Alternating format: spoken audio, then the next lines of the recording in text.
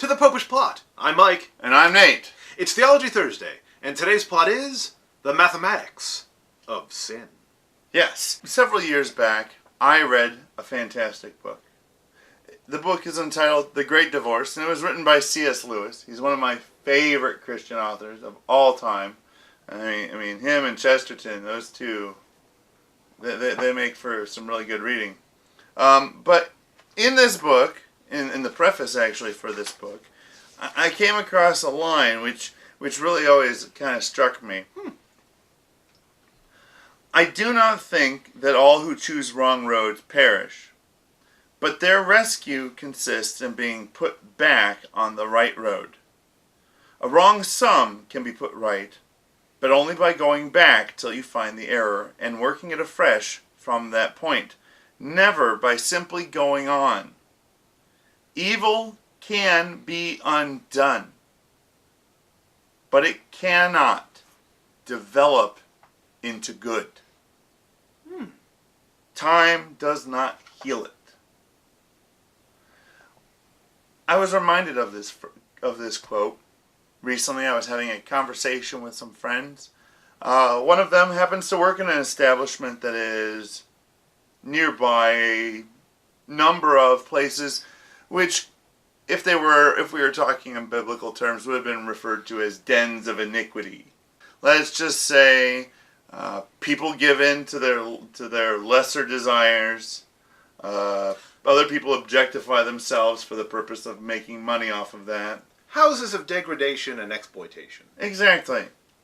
So anyways, we were involved in a conversation that had somehow gotten onto a topic where he attempted to make the defense that these places, despite the sinful nature of their very existence, were in fact good places. Yeah.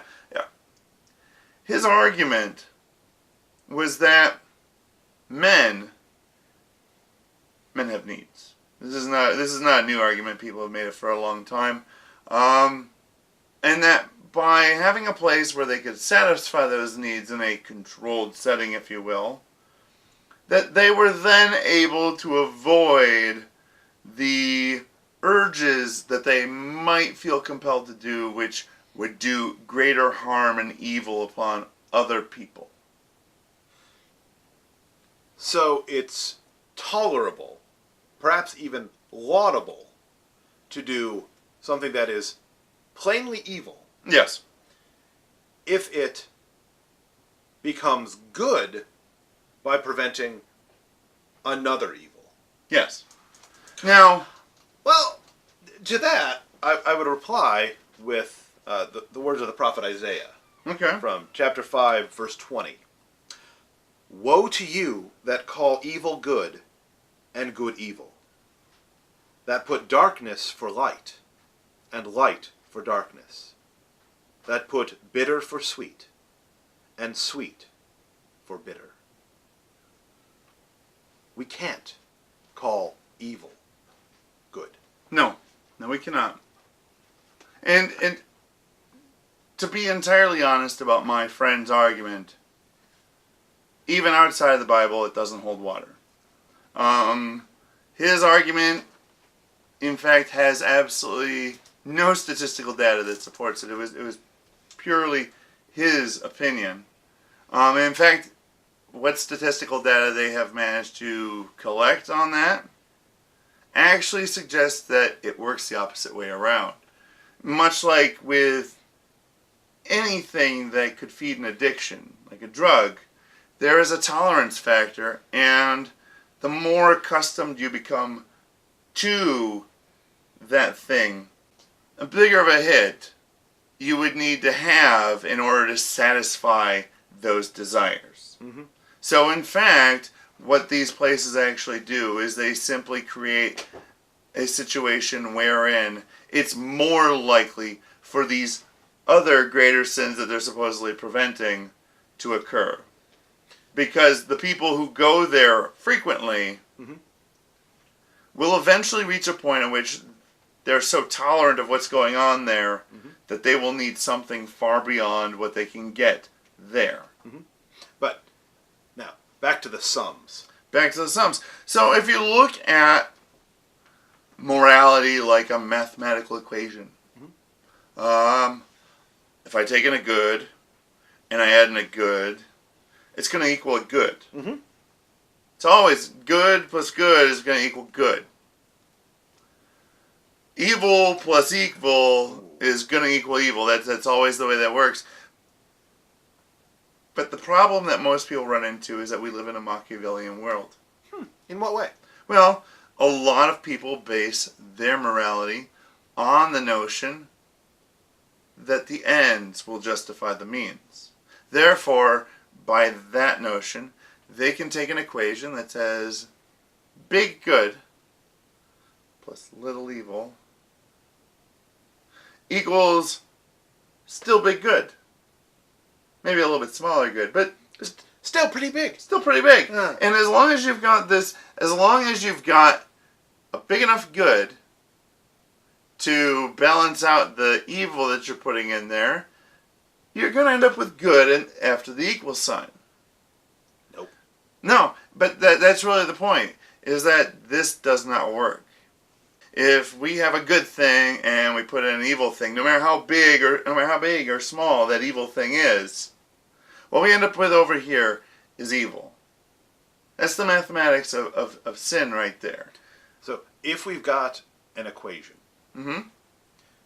we can't just keep adding things at the end, because the evil will always be there. Exactly. What we've got to do is go back and address We got to that go back. evil. Yeah, we got to take that sin. We got to go back to where that sin got added in, and we got to remove it out. Because as long as that sin's in there, most people look at it and say, as long as this sin is smaller than this good, then it's okay. We've still got enough good over here to balance the thing out. But in fact, once that sin is in there, it's basically a red mark. So the whole thing is wrong. So on two levels, if men have disordered sexual urges, Mm-hmm. the solution is the solution to everything. Personal holiness. Yes. To work on either minimizing or, if ever possible, eliminating those urges. So both social science and the light of the gospel Work tells together. us that you can't just indulge in a little evil to prevent a bigger evil. What you have to do is address the evil, minimize it, and, with God's grace, eradicate it. Yeah, absolutely. So remember, as you're going through your lives, look for the little evils. They're there. We all have them. If we all didn't have them, there would be absolutely no need for the sacrament of reconciliation, because we'd all be made perfect. In fact, if we didn't have all those little evils, there would be no need for the nativity, the crucifixion, or the resurrection, because we'd already be perfect. Which would be fantastic, but that's not what we are.